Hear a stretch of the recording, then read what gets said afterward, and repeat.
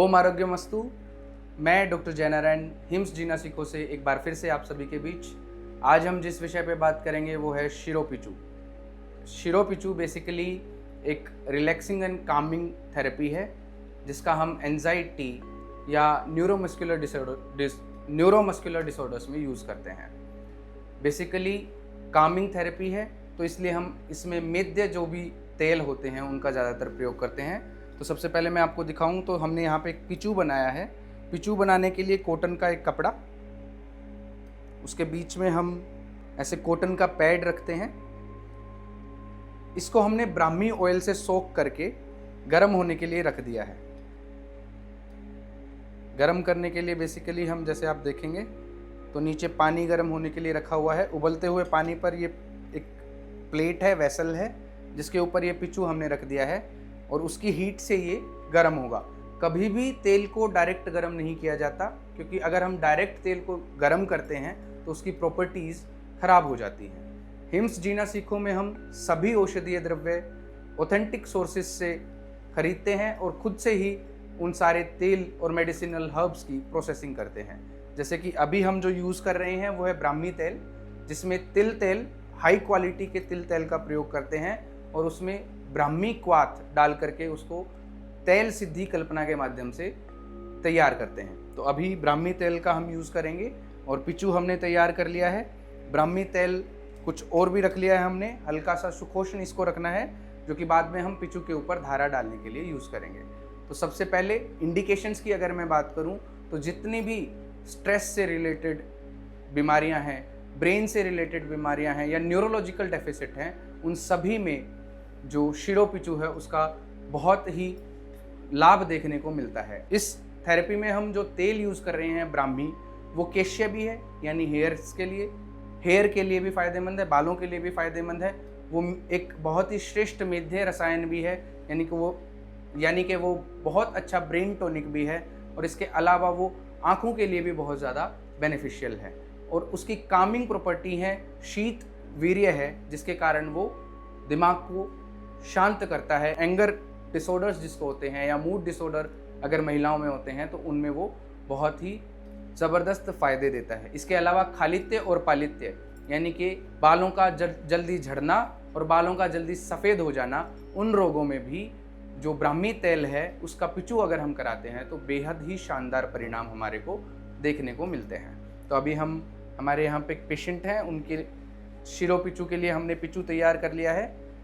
पिचू सबसे पहले हम पिचू देखेंगे कि ज़्यादा गर्म तो नहीं है, और डबल बॉयलर मेथड से हमने जो तेल पहले से गर्म करके रखा हुआ है, सबसे पहले हल्की लाइट मसाज हम करेंगे ताकि जो रोमकूप हैं वो खुल जाएं और जो हमारी मेडिसिन है, जो हर्ब्स हैं, उनका सार ब्रेन तक पहुंचे।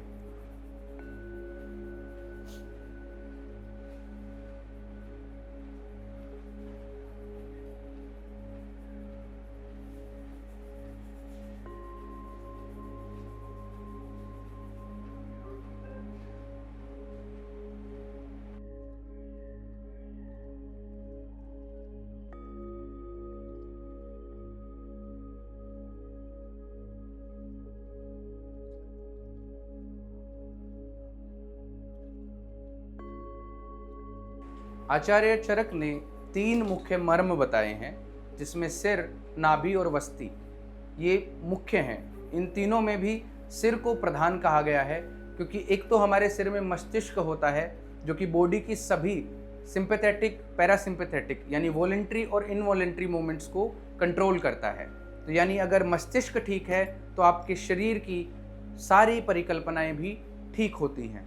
तो इसलिए सिर का बहुत ज़्यादा महत्व आचार्यों ने बताया है और सिर के स्वास्थ्य में बेहद शानदार परिणाम देने वाली ही थेरेपी है शिरोपिचू, जिसको अभी हम हिम्स पंचकुला में कर रहे हैं।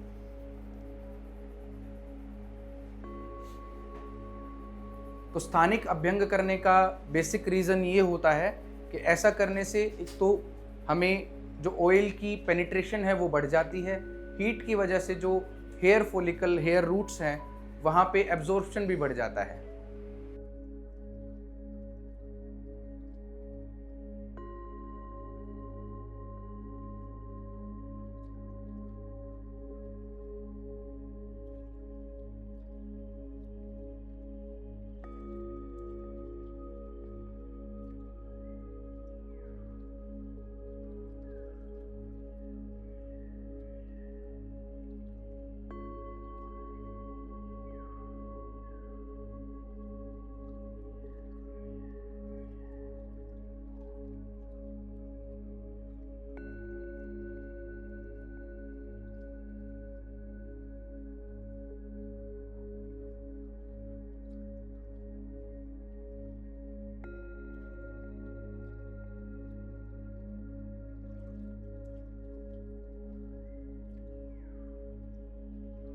अभी हम पट्टी का बंधन करेंगे, यानी कि एक पट्टी से यहाँ पे बांध देंगे ताकि जो तेल है वो रिस करके आंखों में ना जाए, नाक में ना जाए।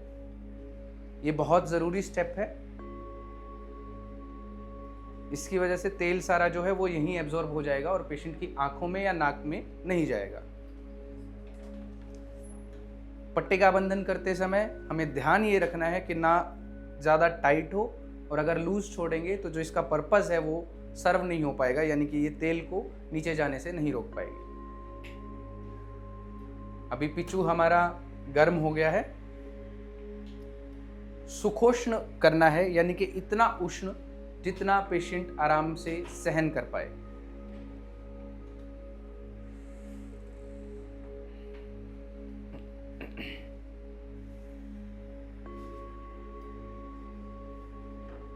यहाँ पे दोनों कानों में रुई इसलिए डाली जाती है कि जब भी हम कोई भी ऐसा प्रोसीजर करते हैं जिसमें हीट इन्वॉल्व होती है, तो रोगी अगर उसको कराने के बाद बाहर जाए तो डायरेक्ट सीधी ठंडी हवा कानों में प्रवेश ना करे।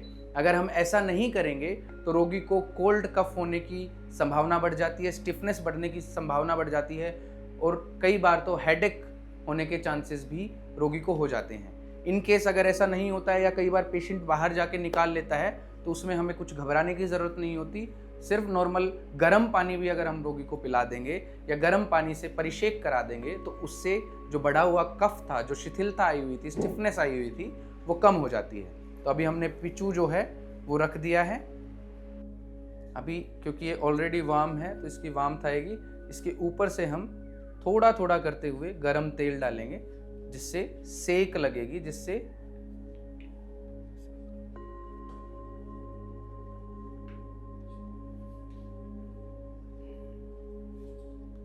ध्यान हमने ये रखना है कि जब हम डालें तेल तो धार हमारी अंगुष्ठ से होकर के गिरनी चाहिए।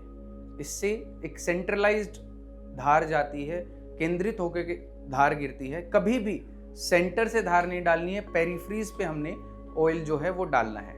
अभी इस ऑयल की हीट से जो रोगी है उसके जो कफ दोष बढ़ा हुआ है, वात दोष बढ़ा हुआ है, वो दोनों ही उष्णता के कारण कफ दोष और वात दोष दोनों ही सौम्य हो जाते हैं, दोनों ही कम हो जाते हैं, और पेशेंट को स्टिफनेस में तुरंत आराम मिलता है।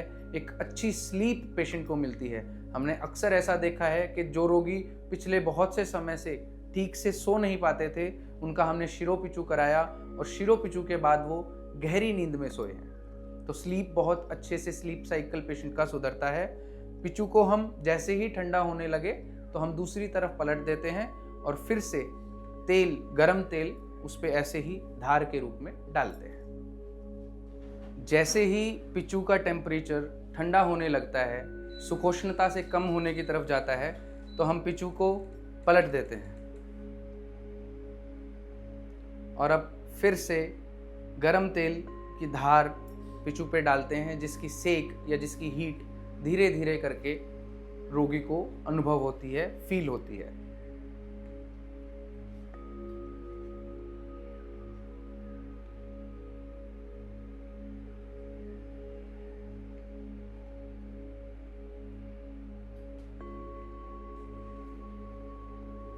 तो आज हमने जाना शिरोपिचू के बारे में कि क्या इसके लाभ हैं, कौन से तेल हम इसमें यूज़ करते हैं, और शिरोपिचू के बारे में एक और जानकारी आपको बताते हैं कि इसकी ड्यूरेशन के बारे में कोई सख्त निर्देश हमें शास्त्रों में नहीं मिलता है।